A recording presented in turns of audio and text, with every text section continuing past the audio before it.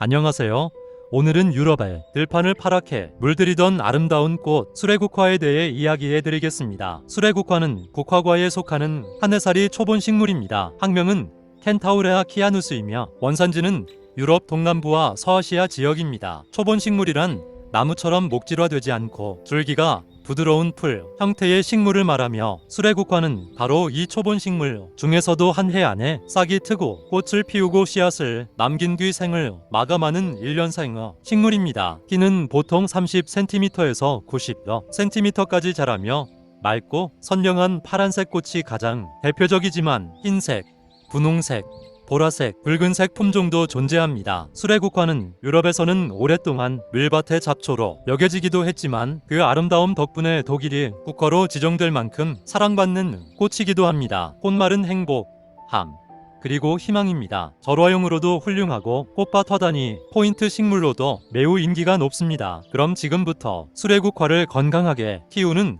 단계별 노하우를 말씀드리겠습니다. 첫 번째 단계는 씨앗 파종 시기와 방법입니다. 수레국화는 이식을 싫어하는 직근성 식물이기 때문에 가능하면 키우고 싶은 자리에 직접 씨앗을 뿌리는 것이 가장 좋습니다. 파종 시기는 크게 두 가지로 나뉩니다. 봄에 심는 경우에는 땅이 풀리고 마지막 서리가 지나간 직후 보통 3월 말에서 4월 초가 적기입니다. 가을에 심는 경우에는 서리가 오기 4~5주 전, 즉 9월 중순에서 10월 초 사이에 파종하면 겨울을 나고 이른 봄에 더 풍성하게 꽃을 피웁니다. 씨앗을 심을 때는 흙 위에 씨앗을 올려놓고 약 6mm 정도의 얕은 눈 깊이로 살짝 덮어줍니다. 수레국화 씨앗은 발화할 때 빛이 차단되어야 하므로 흙으로 충분히 덮어주는 것이 중요합니다. 씨앗 간격은 최소 30cm 이상 띄워 심어야 나중에 자랐을 때 서로 경쟁하지 않고 건강하게 자랍니다. 발화는 보통 7일에서 10일 사이에 이루어집니다. 두 번째 단계는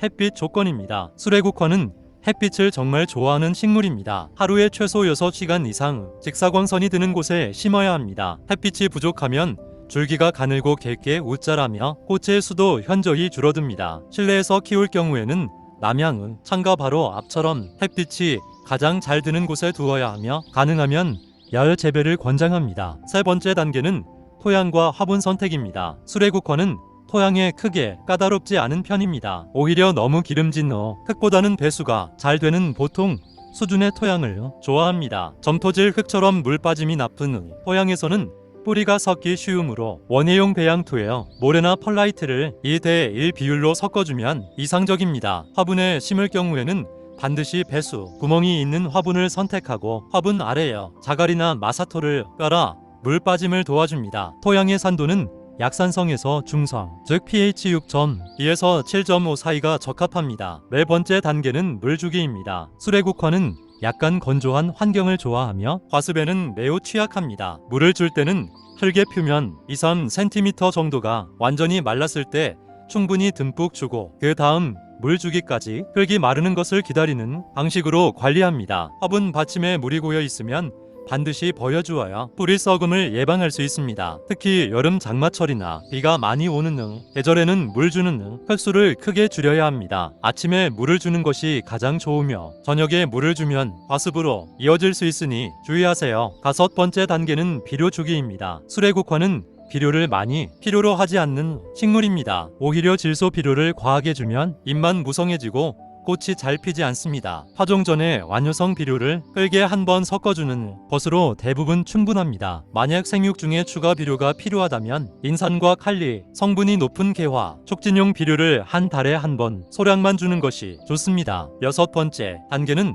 솎아주기와 지지대 세우기입니다. 씨앗을 여러 개 뿌린 경우 싹이 5cm 정도 자랐을 때 건강한 싹 한두 개만 남기고 나머지는 가위로 잘라내는 솎아주기를 해야 합니다. 뽑지 않고 가위로 자르는 이유는 남겨둔 뿌리에 충격을 주지 않기 위해서입니다. 또한 수레국화는 키가 크게 자라는 품종의 경우 바람에 쉽게 쓰러질 수 있으므로 키가 30cm 이상 자라기 시작하면 작은 지지대를 세워 줄기를 묶어주는 것이 좋습니다. 일곱 번째 단계는 꽃대 제거입니다. 수레국화를 오랫동안 풍성하게 꽃을 피우게 하려면 시든 꽃을 바로 제거해주는 것이 핵심입니다. 꽃이 지고 나서 씨앗을 맺도록 내버려두면 식물은 씨앗 생산에 에너지를 집중하여 더 이상 새로운 꽃을 피우려 하지 않습니다. 시든 꽃을 발견하는 즉시 꽃대 아래쪽 잎 바로 위에서 잘라내주세요. 이 작업만 꾸준히 해줘도 꽃이 피는 기간을 훨씬 길게 늘릴 수 있습니다. 8번째 단계는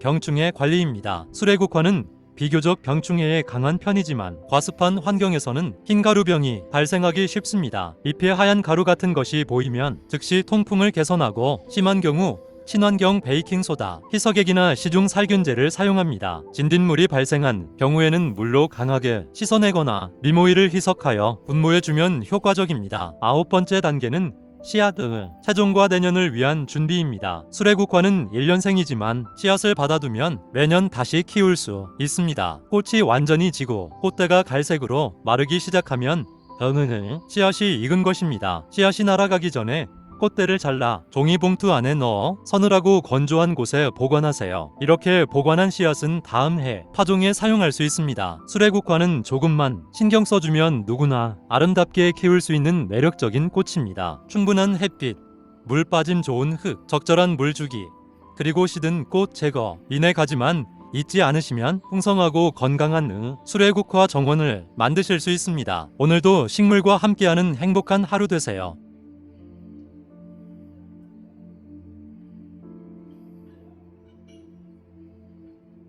시청해주셔서 고맙습니다.